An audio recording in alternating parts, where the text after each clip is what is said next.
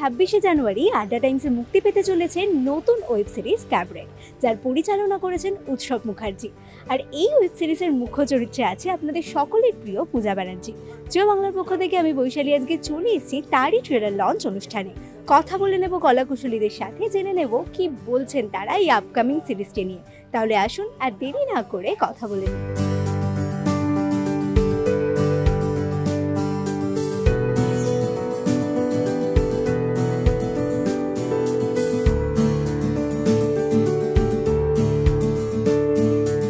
Challenging, of course, as I said, I have a very old relation with challenge and I love challenges. And Eta, of course, was one of the most challenging characters that I played. কারণ এইটা আমাদের যে লুকটাকে recreate করতে হয়েছে সেটা এখনকার দিনের মোটেও না। So it is inspired by someone who used to be a cabaret dancer at that point of time. তো তাকে একটুখানি ফলো করা, তার থেকে একটুখানি ইনফ্লুয়েন্সেস নেওয়া বা ইন্সপায়ার হয়েছি কোথাও থেকে, যে একটা বডি ল্যাঙ্গুয়েজ বা the way they use to talk. কারণ তখনকার বাংলা বা তখনকার ইংরেজিটাও খুব আলাদাভাবে বলা হতো। তো সমস্ত একটা যেরকম বলছি ওভারঅল একটা পার্সোনালিটিতে যে একটা body language, the way they talk, the way they walk, সমস্ত কিছুই একটা আলাদা ছিল। তো ট্রাই করেছি সব কিছুটা মানে সেই ক্যারেক্টারটাকে জাস্টিফাই করার। আর বাকি আমি অ্যাজ আই সেড কি আমি সবসময় নতুন কিছু খুঁজি, যে স্ক্রিপ্টে নতুন কিছু আছে যেটা আমি আগে করিনি বা যেরকমভাবে আগে আমাকে আমার অডিয়েন্স দেখেনি। So it is one of them. আমি এরকম রেট্রো লুকে বা এরকম ক্যাবারে ডান্সার আগে কখনো কোথাওই প্লে করিনি। So I am excited about it.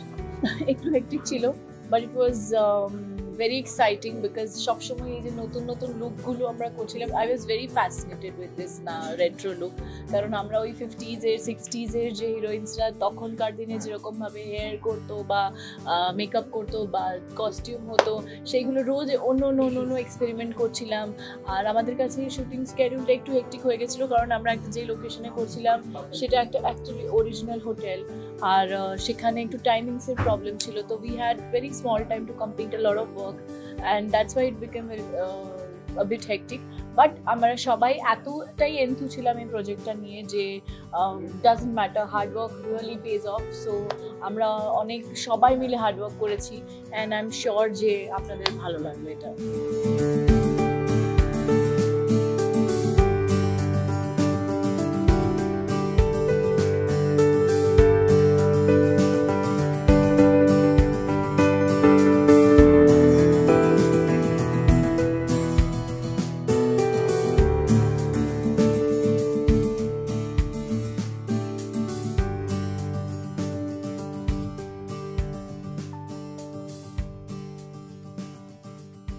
গল্পটা যে হোটেলকে কেন্দ্র করে তৈরি হয়, মোলা রুলস, সেই হোটেলের মালিক, মানে ওয়ান্স আপন আ টাইম এই হোটেলটার হোটেলের কর্মচারী ছিল, তখন ইংরেজ মালিকানা ছিল। এবার ইংরেজরা চলে যাওয়ার পর এই হোটেলের মালিক যখন চলে যায় তখন একে বলে যায় যে you take over this place. তখন থেকে সারাটা জীবন দিয়ে এই জীবনে আর অন্য কোনো নেই কী করে এই হোটেলটাকে দাঁড় করানো যায় এবং সুনাম সহকারে চালানো যায়, এইটাই হচ্ছে লক্ষ্য। আমাদের ছোটবেলায় আমরা ওই খবরের কাগজে দেখতাম এই নাটকে ক্যাবারে আছে, অমুক জায়গায় ক্যাবারে আছে, সেগুলো অ্যালাউড ছিল না দেখা। এবং সমাজের একটা বিশেষ স্তরের মানুষ বা বিশেষ বয়সের মানুষ সেটা দেখতে যেতে পারতেন। হ্যাঁ, এবং ক্যাবারে বলতে তখন যেটা বোঝাতো, মানে আমরা শুনে শুনে যেটা বুঝতাম যে একজন মহিলা খুব কম পোশাকে নাচবেন।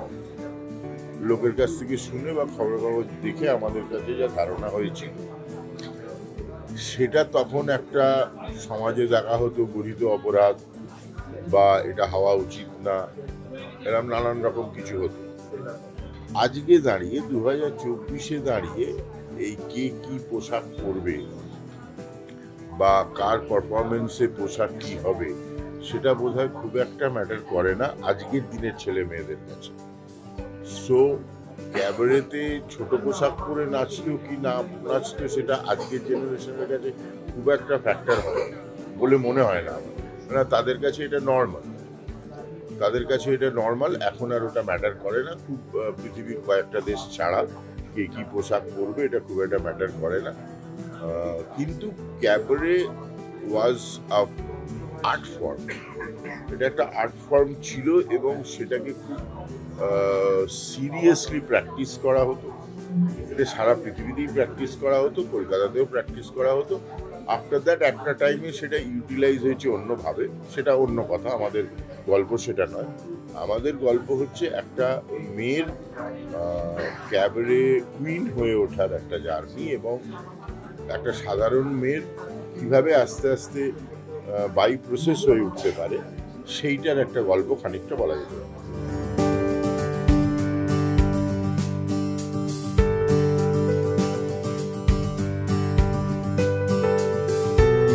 জার্নি হচ্ছে আমি এটা এই কাজটা করতে গিয়ে বুঝতে পেরেছিলাম এটা আমার জন্মের আগের সময়, মানে কলকাতাকে নিয়ে কেন্দ্র করে করা হয়েছে, সেই সময় আমি জন্মাইনি।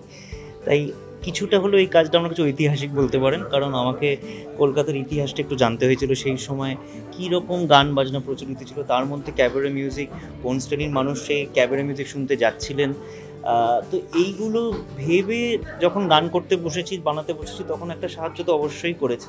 তার সাথে সাথে আমাকে সাহায্য করেছেন পরিচালক উৎসব মুখার্জি এবং যিনি গান লিখেছেন রঙ্গন চক্রবর্তী। ওনাদের এই স্টাইল অফ মিউজিকের ব্যাপারে আমার থেকে অনেক বেশি জ্ঞান, তাই সেটা করতে গিয়ে আমি কাজটা শিখেছি ওনাদের থেকে, যাচ্ছে উনি কীভাবে ভাবছেন লিরিক্সে।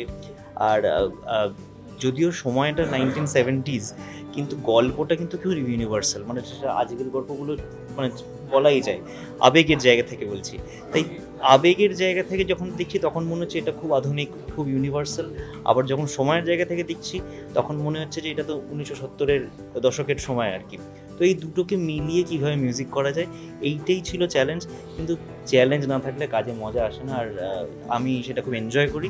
তাই আমার মনে হচ্ছে যে একটু পুরোনো দিনের ইনস্ট্রুমেন্ট, অ্যাকচুয়ালি ভুল কথা, পুরোনো দিনের ইনস্ট্রুমেন্ট না, একটু ব্রাস আর কি, মানে ট্রাম্পেটস হোক বা সেই সময়ে ক্যাবারে মিউজিকে যে যন্ত্রগুলো প্রচলিত সেইগুলোকে তুলে আনা, সেই রকম মিউজিশিয়ানসের খুঁজে বার করা যে কে কোন পার্টটা বাজাবে, এইগুলো করতে বেশ মজাই লাগে। আমি তো খুব ভালোবেসে কাজ করি, তাই এই কাজটাও সেটার ব্যতিক্রম নয়। আমার খুব ভালো লেগেছে কাজটা করে। আর প্রযোজকদের অনেক অনেক ধন্যবাদ, প্ল্যাটফর্মকে, আডার টাইমসকে, কারণ এরকম স্ক্রিপ্ট নিয়ে না সাধারণত সবাই কাজ করতে চাইবে না। So thanks to them for that.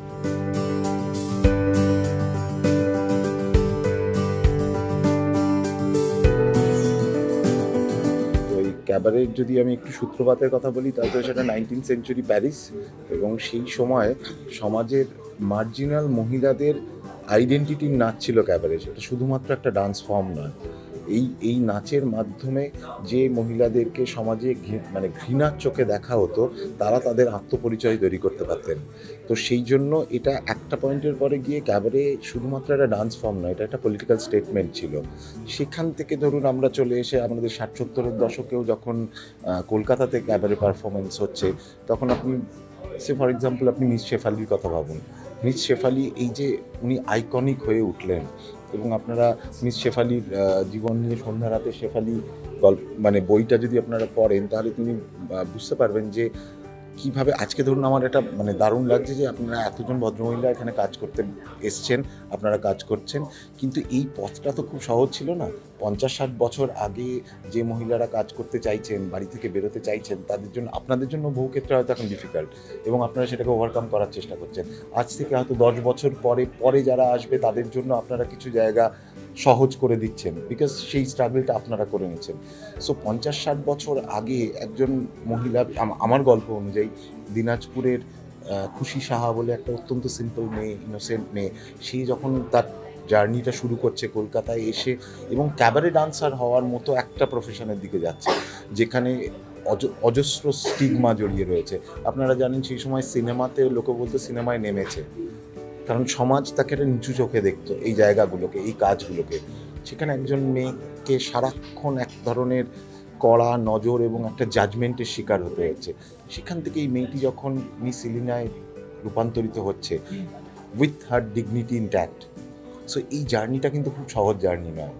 এইটা আসার জন্য তাকে অনেকটা স্ট্রাগল করতে হচ্ছে, এটা আসার জন্য তাকে অনেকটা পেন এনডিওর করতে হচ্ছে। সো ক্যাবারে মানে আমার সিরিজটা অনেকটাই এই মেয়েটার জার্নিটাকেই ধরার চেষ্টা করে, এবং এটা করতে গিয়ে একটা দ্বন্দ্ব তৈরি হয়। সে যখন মিস ইলিনা হয়ে গেল, তাহলে এটাই কি তার একমাত্র পরিচয়, নাকি তার মধ্যে এখনও ওই সিম্পল ইনোসেন্ট খুশি বেঁচে রয়েছে? সো এই জায়গাটাই কিন্তু মানে এই গল্পটার যদি আপনি মানে সেন্ট্রাল থ্রেড বলেন সেটা এটাই। এবং গল্পের যদি এক লাইনে আমাকে বলতে বলেন তাহলে এটা একটা ক্যাবারে ডান্সার মহিলার সঙ্গে একটা নকশালপন্থী বিপ্লবীর প্রেমের গল্প। কারণ ওই সময়টা খুব ইন্টারেস্টিং, 60-এর দশকের শেষ থেকে 70-এর দশকের শুরুর দিকটা। একই সঙ্গে কলকাতাতে নকশাল আন্দোলন হচ্ছে, অ্যান্টি এস্টাবলিশমেন্ট, মানুষ প্রতিষ্ঠান বিরোধিতা করছে, আদর্শের জন্য প্রাণ দিচ্ছে। প্রতিদিনই বিভিন্ন জায়গায় যুবকের মৃতদেহ পাওয়া যাচ্ছে, বাতাসে বারুদের গন্ধ। কিন্তু সেই সময় পার্ক স্ট্রিটে আপনি যদি যান, সেখানকার হোটেল, সেখানে নিশ্চিন্তে সমাজের একটা শ্রেণীর মানুষ টাকা ওড়াচ্ছেন, মদের ফোয়ারা ছুটছে, নাচ গান নিয়ে তারা ভোগ বিলাসে ব্যস্ত এবং অদ্ভুতভাবে নির্লিপ্ত এই বাইরের বাস্তবতাটা সম্পর্কে। এই যে স্ট্রাইকিং কন্ট্রাস্ট, আপনার মনে হবে যেন একটা প্যারালাল ইউনিভার্স, অথচ হয়তো 2 কিলোমিটার দূরেই ঘটছে আর কি। সো এই কন্ট্রাস্টের জায়গাটা থেকেই গল্পটার সূত্রপাত। এবং এই স্বরূপ বলে যে ছেলেটি নকশাল বিপ্লবী, নকশাল আন্দোলনের সঙ্গে যুক্ত, এই ছেলেটি পুলিশের তাড়া খেয়ে একটা হোটেলে ছদ্মবেশে লুকোতে আসে, যে হোটেলে সুপারস্টার পারফর্মার হচ্ছেন এই ভদ্রমহিলা মিস এলিনা। এখান থেকেই তাদের দেখা, এবং এখান থেকেই গল্পটার বিভিন্ন রকমের প্লট পয়েন্টগুলো পাল্টে যায় এবং নাটকীয়তার মোচড়গুলো তৈরি হয়।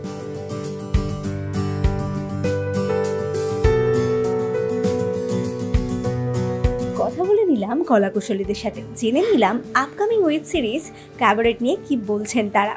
আমি তো ভীষণ এক্সাইটেড সিরিজটা দেখার জন্য। আপনি কতটা এক্সাইটেড আমাদের কমেন্ট করে জানাতে একদম ভুলবেন না। আর আমাদের ভিডিওটি ভালো লাগলে লাইক শেয়ার করতে ভুলবেন না। ক্যামেরায় সৌম্যর সাথে আমি বৈশালী। এরকম আরও ভিডিও দেখার জন্য চোখ রাখতে হবে জিও বাংলার পর্দায়।